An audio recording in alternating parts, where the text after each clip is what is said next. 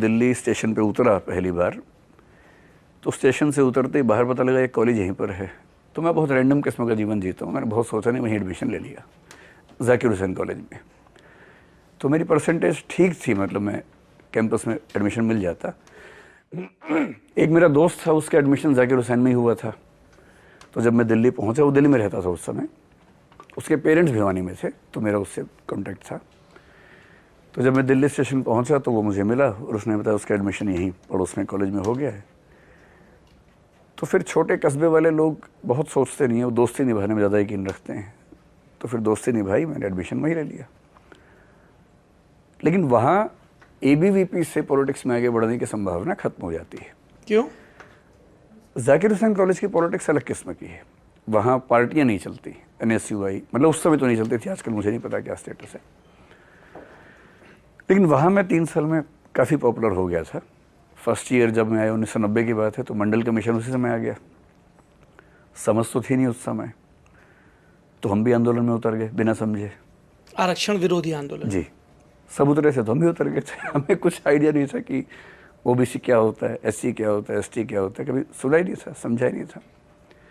बस ये देखा कि हमारे ग्रुप के अधिकांश लोग विरोधी आंदोलन में हैं, तो हमें होना चाहिए।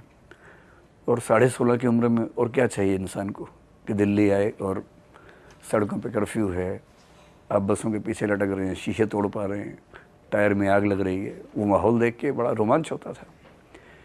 तो ये सब तो मैंने नहीं किया, लेकिन हाँ, मैं उस आंदोलन में काफ़ी एक्टिव रहा।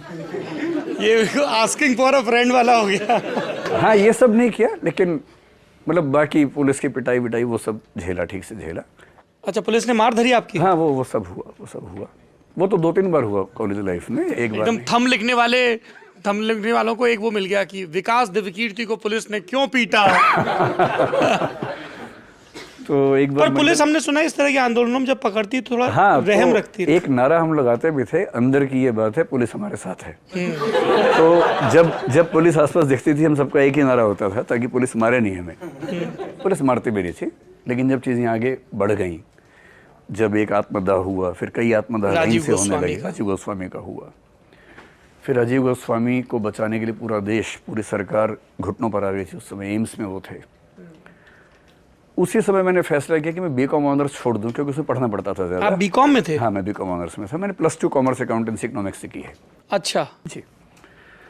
अब BCom ऑनर्स में दिक्कत थी कि पढ़ना ज़्यादा पड़ता था, और मेरी वो फितरत थी नहीं उस समय।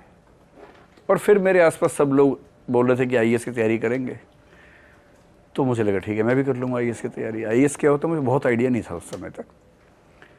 तो सबने कहा कि IAS के लिए हिस्ट्री अच्छा रहता है, तो मैंने फिर चेंज करवाया अपना BCom ऑनर्स से हिस्ट्री ऑनर्स। ये उसी समय की बात है जब राजीव गोस्वामी एम्स में इलाज चल रहा था, उसी समय की बात है। तो उस समय हालत ये थी कि पीतमपुरा में रहता था, एक हॉस्टल था हमारा छोटा सा, और जो HOD थे उनसे साइन करवाना था चेंज करने के लिए, वो साकेत में रहते थे। मंडल कमीशन था, कर्फ्यू था, तो मैं पीतमपुरा से साकेत पैदल गया था एक बार, करीब 25 किलोमीटर उस दिन।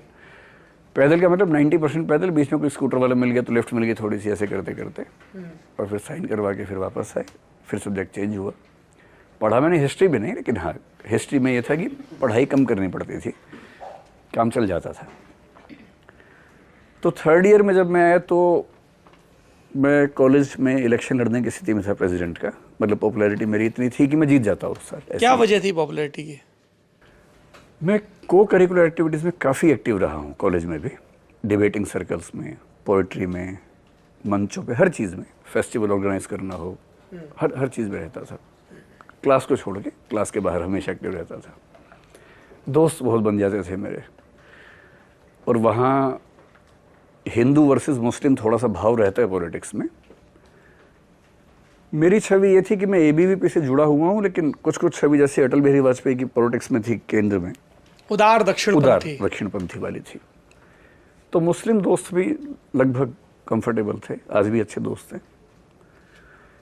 लेकिन फिर उस समय कुछ ऐसा हुआ कि मुझे निर्देश मिला कि इलेक्शन नहीं लड़ना है, तो मैंने फिर इलेक्शन नहीं लड़ा। निर्देश विद्यार्थी परिषद की तरफ से?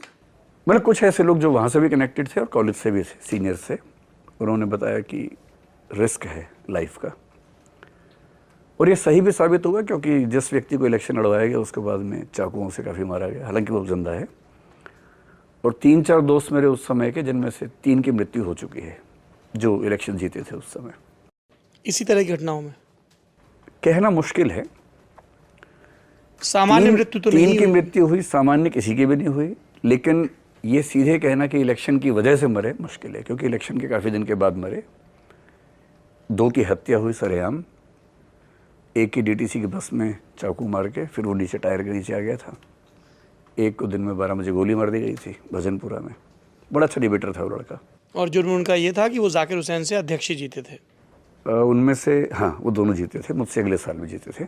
दोस्त थे मेरे दोनों, काफ़ी अच्छे दोस्त थे। एक और था जो जिस साल जो जीता था लड़का, हमारा नियम था कि जो इलेक्शन जीतेगा वो प्रेसिडेंट, जो हारेगा नंबर 1 पे वाइस प्रेसिडेंट। अच्छा, तो जिसको हमने इलेक्शन लड़वाया अपने दोस्त को, वाइस प्रेसिडेंट बना, हार गया था इलेक्शन, तो उसको खूब चाकू लगे थे इलेक्शन के एकदम बाद।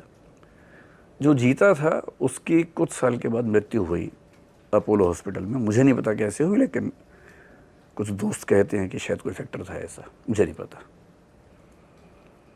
तो वो उस समय की पॉलिटिक्स में ऐसी चीज़ें ज़्यादा थी। अब तो शायद बहुत साफ सुथरा है, अब तो बहुत ही अच्छा कॉलेज है वो।